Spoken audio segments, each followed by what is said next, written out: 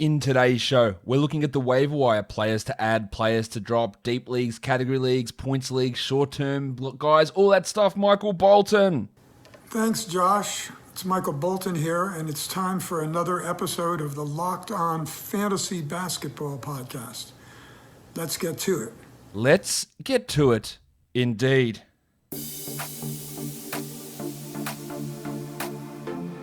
You are Locked On Fantasy Basketball, your daily fantasy basketball podcast, part of the Locked On Podcast Network.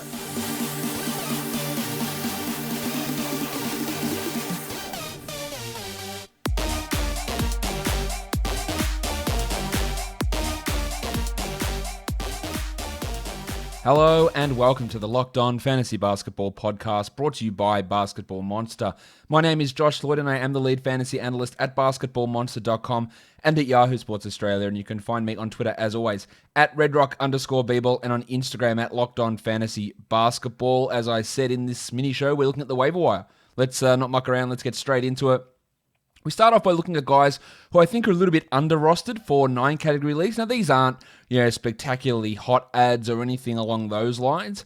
But these are just guys who I know are rostered in under 50% of competitive leagues, but probably can be top 150 value. A lot of times using their roster spot for streaming is more valuable, but when it comes back to it and when you head towards the end of the season, if you just want to hang on to someone who has got that sort of value, then these are the sort of guys who are around. Justin Holiday, he's not for everybody. TJ Warren is out, but Holiday's ability to get steals, it was always pretty strong, and it remains strong. Maybe he gets 1 or 2 extra minutes, and that helps him more. Not a must-roster player by any means, but someone that you can look to can have some sustained value over the course of the season. The same goes for the Rock DJ, Robbie Williams, but his is not steals, it's blocks. Getting the upside in minutes is tough with Thompson and Tice there. If one of them goes down at any point, Williams' value is going to skyrocket. I don't envisage that happen, but injuries can happen at any point. So Williams has some value there. Royce O'Neal, the least sexy player almost that you could consider for fantasy, but the minutes are absolutely consistent. He will occasionally have an offensive game, but normally he gets some steals, he gets some rebounds. He's got something there. And then we're looking at a couple of rookie wings. Denny Avdia, who is just, again, producing across the board in a low usage role. He's hitting some threes, he's getting some assists, he's getting some steals. He's worth a look, as is Isaac Okoro. Now, Okoro's been out. He's probably going to return this week. He's not going to do much on the offensive end, but he can pass a little bit. He can get some steals. Maybe he can knock down some threes. He should be able to have a solid field goal percentage, so he's another option for you there. In a points league, I use a different metric in points league. It's still under 50% roster, but not using the advanced metric, just using the overall Yahoo metric, because again, most points leagues consist, not all, sorry, a section of points leagues consists of beginners, so that's why I tend to use those different metrics. Anyway, these guys are available in under 50 or in over 50% of leagues. Lord Elfrid Payton. I don't know what's going to happen with Payton and the Knicks and Emmanuel quickly, but at the moment, he's playing well. You can't leave him on the wire. Tyrese Halliburton's out at the moment with a wrist problem, but he is a guy that I'd be adding in a points league just to see where this goes, because he's been super impressive for the Kings.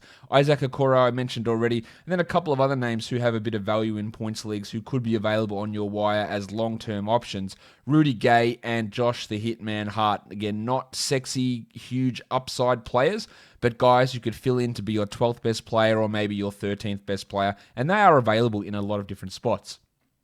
If we look at deep leagues, Josh Okogie's barely rostered anywhere. He was a starter playing 30 minutes a night. His value mainly comes from steals, but that's still valuable in those deeper leagues. Rudy Gay, as I mentioned, is another option there. This is more for category league focus. Kelly Olynyk, a name I'm going to talk about a lot later. He is playing well at the moment. He's playing a lot of minutes. I would even consider him a 12-team stream option for now, but a must-add deep league player. Danny Green, and then Derek Jones Jr. as well, another couple of names who really excel in the defensive numbers. They don't light it up scoring-wise, and that's why they fall through the cracks a lot, is because they don't average 15, 14 points per game. They might average 8 points per game, but get you 1.5 steals and 1 block per game, and that still has value in fantasy, and that's why they do get under-rostered. If you're looking at guys to drop, 9 category leagues, you know who it is. I thought he'd play 22, 23 minutes a night. He's literally not even playing. He played 3 minutes combined in the last 2 games. Now, again, they were both against Houston, so maybe that's a matchup thing. But the path for Whiteside getting 24 minutes just is not there, so move on. Rui Hachimura. People love this guy. I don't think he's a good fantasy player. I think he's quite limited. He is absolutely fine. If you show me your roster and Rui Hachimura's on it, I'll say, yeah, okay, maybe you could stream his spot. But if he's on the waiver wire, I am definitely not saying please go grab Rui. And that's why I've got him as a long-term drop guy. Not a guy that you just drop for the sake of it. But if a hot option is around, Olynyk might be that guy. If Olynyk is there and I've got Rui Hachimura, I'd probably make that move for the short term. I don't feel like I'm missing out on anything long-term if I don't have Hachimura. Lou Williams is a drop to me as well. He can provide scoring punch occasionally, but his minutes are down. His production is down. He's not even a top 200 player so far this season. And I can just do better by streaming that roster spot. The same with DeAndre Jordan's roster spot. He's barely getting 20 minutes a night. He can be a stream option for field goal percentage and rebounds, but he's not someone to hold on to. Jarrett Allen has the bulk of those minutes there, and I do not see that changing. And then the last guy who's been rostered in a lot of leagues, Enes Kanter. Someone accused me of being an Enes Kanter hater. I'm definitely not an Enes Kanter hater. I have continually said he is probably one of the best, if not the best, offensive rebounding big men in the game, and one of the best offensive big men in the game. He just has a limited offensive game, and he can't do anything defensively. This season, he is the 150th ranked player in 21 minutes, yet he's still rostered in 76% of advanced leagues. It's just too many for a guy whose value at the moment is probably the highest it's going to be. Not saying you can't have him as a short-term ad, and if your league wrongly includes double-doubles as a category, maybe he gives you a bonus there. But otherwise, you're better off having that spot open for others to take the place. In points leagues, droppable players, Hassan Whiteside, get rid of him. Dunk Robinson, not a good points league player, struggling to begin the season. Now, he will shoot better, but he's not a good points league player in general. So you're better off with that roster spot. Brook Lopez is a controversial name. Now, I'm holding on to him in category leagues, but in points leagues, with his minutes down, his value is concentrated in low volume stats, blocks and threes. And that doesn't translate across the points leagues very well. Not a must drop, much like when I talked about Rui Hachimura before, but in a points league, I'd consider him somewhat expendable. Same with Davis Bertans. You're seeing a thread here, or a consistency with Robinson, Lopez, and Bertans, with their value coming in low volume categories, and Robinson and Bertans coming in 3-pointers, which in a default points league aren't even counted as a category. That's dropping them off. Bertans is way out of shape. He's playing like 22 minutes a night. He's shooting not that well. Maybe he fires up later on, but I think I'm okay with that if he does, because I don't think his upside's high enough to justify holding on in all points leagues. And DeAndre Jordan, as I mentioned before, not someone that we need to be holding on to with dear life. Must roster players is a new segment I'm bringing to the waiver wire, because people will ask me all the time. And just remember, again, I know I'm giving this disclaimer halfway through a show, but this is not exhaustive. This is not everybody that you need to drop. This is not everybody that you need to add. If I didn't mention someone, that doesn't mean that they're necessarily a must-hold, because I can't go through 80 players a show. All right, I just can't. If you have specific questions, you can drop them in the comments. You can tweet them at me. I can't promise to get to everything because there are just too many of them, but this is not exhaustive. But these guys are guys who are rostered in under 85% of Yahoo leagues, who I think are top 100 players, therefore should be rostered in every single league. Let's start with the big fella. Maximum Derek. Maximum Derek White is back. Yes, he is missing Sunday's game. I assume that's just a rest issue, but he's a must-roster player.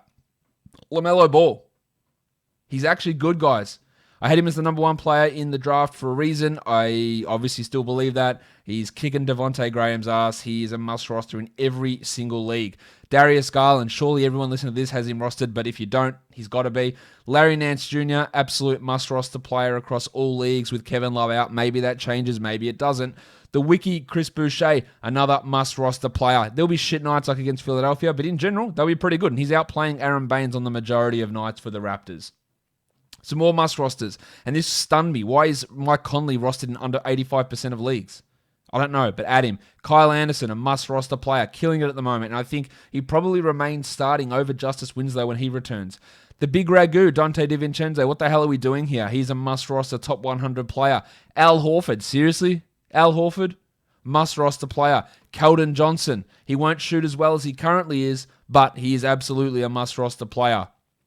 Mason Plumlee has to be rostered in all 12-team leagues. Evan Fournier, must roster. Tyrese Halliburton, I think, is a must roster. Now, he's less of a must roster as these other 14, 15 guys that I've talked about, but he's a must roster. Eric Bledsoe, must roster player, should not be on any waiver wires. And Terry Rozier, again, he's probably more in the Halliburton range to me because I can see a path where he does drop off if they decide to go with Graham over Rozier in the LaMelo Ball issue. But at the moment, you got to have him on a roster. So there's 15 blokes who are rostered in under 85% of Yahoo leagues. A majority of you will say, yeah, my league, they're all rostered. No shit, because it means your league's doing well. But there are plenty of people who listen to this show, who watch this show, who will ask me this question. Josh, do I add Darius Garland? I'm not sure. Is it Garland or Johnson? These are all top 100 players, and they need to be rostered. Short-term ads. This is over the next week with some opportunities opening up. Justin Holiday, we've spoken about already. Elfrid Payton's playing well at the moment. He's a nice short-term ad. Kelly Olynyk, as I said, is getting your mid to high 20s in minutes and really producing. Now, he can go cold in an instant. But for now, you add him. Mason Plumlee must roster regardless, but in the short term, he's fine. Cam Reddish with Danilo Gallinari out. His value is spiking at the moment, so I like him as a short-term ad. I'm not sure where it goes long-term for Reddish, but for now, he's got some value in 9-cat leagues. For not points league, sorry. If you're looking at guys who are popular ads at the moment, those short-term ads are for both formats. All right, so we're looking at guys who have been really spiking in terms of their ad rates over the last couple of days. Doug McDermott, no need to roster him in a 12-team league. Just don't even bother with him. Jay Crowder, also, you know what he's like. Sometimes may be good, sometimes may be shit. He is not a must-roster 12-team player. Thad Young is also spiking with Larry Markkinen out. I wouldn't consider him a 12-team must-add player. Bobby Portis, another guy whose value is really high at the moment, and he's getting a lot of garbage time minutes because Brook Lopez, they're just minimizing Lopez, and Portis is the 101st ranked player. Now, I don't trust this long-term, but I don't mind him as a short-term stream, especially when the Bucks play easy opponents. And Tim Hardaway Jr., putting up some good numbers at the moment. The last couple of games have been really strong for Timmy. I think he's at least worth a flyer in a 12-team league at this point. And then hot players. These are guys who are ranked in the top 100 who are rostered in under 50% of leagues at the moment. I'm just looking at whether they are worth grabbing. Gary Trent Jr., well, he's dealing with a calf issue and he's coming off that. And the reason he's that high is because he had that one game where he hit 7 threes. He's not a must roster. Eric Gordon, I think with Harden out, you look to add him for now for sure and see where that goes. Gorgie Jeng, really interesting, cutting into minutes from Jonas Valanciunas. I'm not sure that he's a 12-team ad. He's more of a 14-teamer. Bobby Portis we talked about already. And then Carmelo Anthony is only a streamer if you're looking for the points categories with some threes. That's it. Waiver wire show done. Let me know what you think. Let me know of those guys. If you've got any questions down below, I'll try to answer them. Others might get to it and offer their opinions as well. Subscribe, Apple Podcasts, Google Podcasts, Stitcher, Spotify, and on YouTube. Guys, we are done here. Thank you so much for listening, everyone. See ya.